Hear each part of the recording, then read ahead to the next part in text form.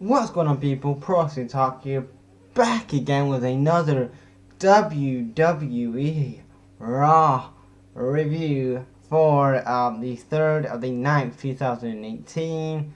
And this show, I would say that this show was a bit confusing in my opinion. I think that most of it was like a clusterfuck, to be honest, but some of it I did like. I did like the first bit. I'm gonna say the one thing that I didn't get in this show, and people online were saying the same thing, that we open up Raw with Braun Strowman, Dolph Ziggler, and Drew McIntyre, and Braun's explaining why he attacked Roman last week and why he turned and aligned up with Drew and Dolph, and that was all fine. I was fine with that bit, but we get to the Shield bit, and we get the Shield and Braun and Dolph and Drew. They're all brawling and stuff, which is good. And then out of nowhere, we have the cops backstage throwing a Shield back of an ambulance, not an ambulance, fucking cop car, and send him to fucking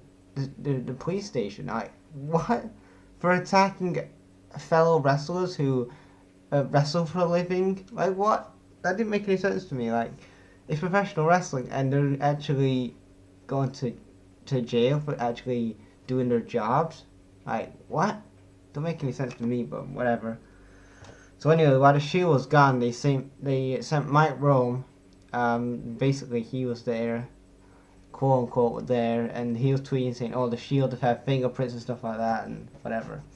But yeah, I thought that was a bit dumb in my opinion. Like, why would you have the Shield back of the cop car just to get it? This is WWE logic for you. I mean, you cannot explain it.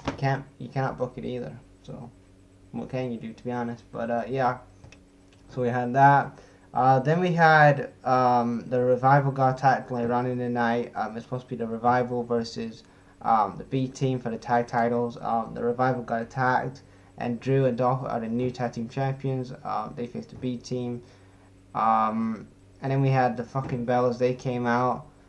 And speaking of the Bellas, though, Brie Bella almost fucking killed herself. Like, I don't know. Like, she could have done it. She actually went full force with that suicide dive, and she didn't like tumble over. She could have like hurt her head and got a concussion or something like that. Like, and I know the commentators were saying, "Oh, it's ring rust and stuff like that," but she could have seriously got hurt if she like went full force with that suicide dive. But that was just sloppy and just like terrible as anything. Like, yeah.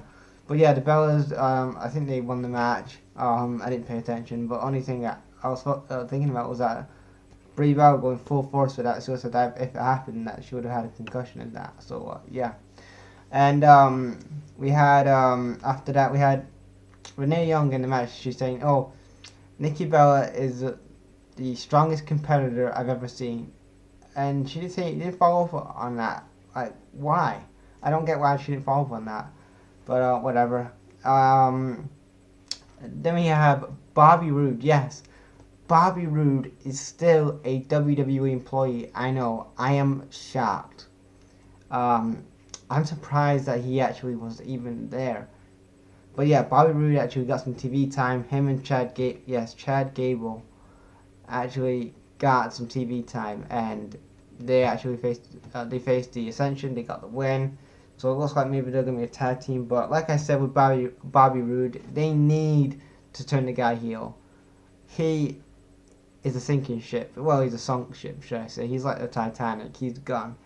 He's just a goner. And basically, I don't know if they can revive Bobby Roode on the main roster. Like, how can you get to becoming the best heel on NXT, and then over a year on the main roster, you're just a fucking job guy? So, yeah. And this is why I don't like how NXT stars are booked. And, like, you look at Ember Moon, like, she came up, like, fucking after WrestleMania. And the only thing that she's done is feud a fucking Riot Squad. Like, is that really gonna, like, get anybody, like, any casual fans interested in Ember Moon? Like, I don't get why, anybody would, like, get invested into that. But like Ember Moon, she's such a talented wrestler, and she can tell a good story in the ring, and she's pretty decent on the mic. That they could actually have her in the top few with somebody like maybe a Ronda Rousey or Alexa Bliss or somebody like that, or fucking Sasha Banks. Instead of doing this fucking shit with Sasha Banks and Bayley, oh, are they best friends? Are they not? And shit like that, and trying to fucking have the Riot Squad matches every single week. Why do you not have just booked Ember Moon as one of your top babyfaces on the Raw Women's Division, and you have maybe Alexa Bliss, or you have somebody like, I don't know, a heel Natalia who's trying to take down an Ember Moon, and then that would build Ember Moon up and stuff like that. Instead of doing this bullshit with the whole fucking Riot Squad every fucking week, and then you've got fucking Bayley and Sasha lesbian storyline and shit like that.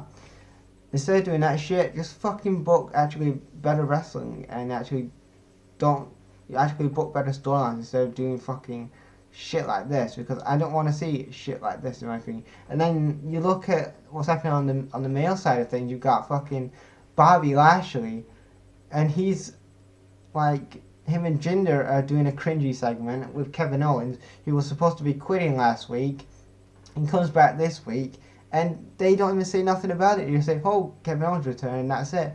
Like, if you're going to do storylines like a quitting storyline, you've actually got to make people feel like they actually believe in it, like it's actually a real thing, even though it's not going to happen. But they should have took him off TV for weeks and weeks and weeks and brought him back to Survivor Series, and that's how I would have booked it. But you know what?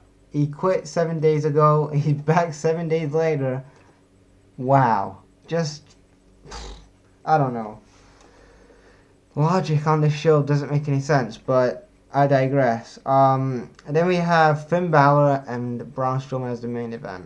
And I was so glad at this point that this was the main event, because I was done at Raw at this point. Like, the booking decisions, the fucking goofy ass storylines, I was glad that this Raw was ending. And we had Braun Strowman go over, and that was them.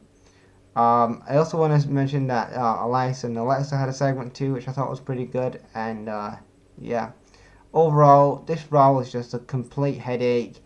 I don't even want to do a full review of this fucking show, but like I said, I'm reviewing it. I'm giving you guys a review of it. So yeah, leave your thoughts in the comment section below, guys, and I'll check you later. Peace.